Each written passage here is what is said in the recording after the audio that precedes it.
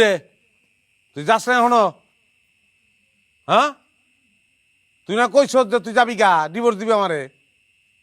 আমি তো ভাবছি তুই গেছস গা, এর লেগে ওরা লইছি। এ মাইয়াকে আমার বউ, হবু বউ। তুই গেলে ঘরে বিয়া করবো, এক সেকেন্ডের লেগে আমি বাড়ি খালি রাখতে পারবো না। এর লেগে একজন থাকতে আর একজন লইছি। আমি সংসার অনেক ভালোবাসি। জায়গা তুই জলদি যা। আচ্ছা শোনো, এই হচ্ছে সেই জিনিস, ঝগড়ায় পিএইচডি, যে কারণে তার লগে আমি সংসার করতে পারতাছি না। তুমি 2টা দিন থাকলে বুঝতে পারবা। হ্যাঁ, 2টা দিন তুমি তার খুব ভালো করে খেয়াল করবা। সে যা যা করে ওইটা আমার লগে তুমি করবা না। যদি করো তাহলে তোমারও ডিভোর্স দিতে হবে। সারা জীবন কি খালি আমি ডিভোর্স দিতে থাকবো? আমি বাড়িতে ওর বাইরে হইতে পারলাম না, তুমি আরেক মাইয়া লই আইছো। তো তুই কি মনে করছো তুই বাড়ি থেকে বাইরে আমি গলায় ধরে দিব? আমি ওই মালই না।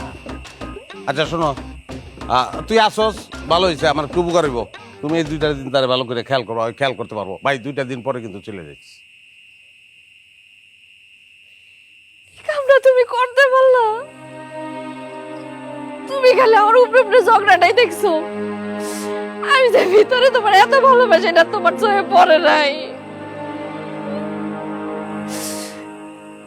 আমি আর ঝগড়া করুম না, আমি আর ঝগড়া করুম না। তোমার যা মন চায় তুমি আমার লাগে কইরো, দরকার বলে তুমি আমাকে হাত তুইলে আমি কিছু কমু না। আমার সোনার সংসারটা তুমি নষ্ট করো না।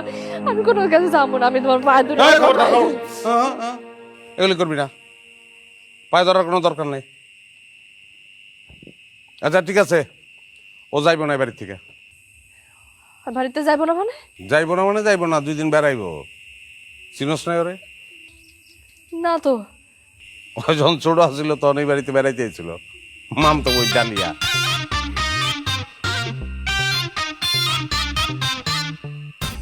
এটা এটা তুমি আগে কইবা না, আমি তো ভয় পেয়ে গেছিলাম। এই ভয়টা তো তোমার চেহারা আমি জীবনে দেখি না। কোনোদিন তো মুখ দা কও নাই যে তুমি আমার ভালোবাসো, কইতাও না এই ঘটনা না ঘটাইলে। যাওন খাওন দাও, মেহমান আইছে, 3 জনে খাবো এক লগে। আও কেমন আছো? কত বড় হয়ে গেছে দেখ।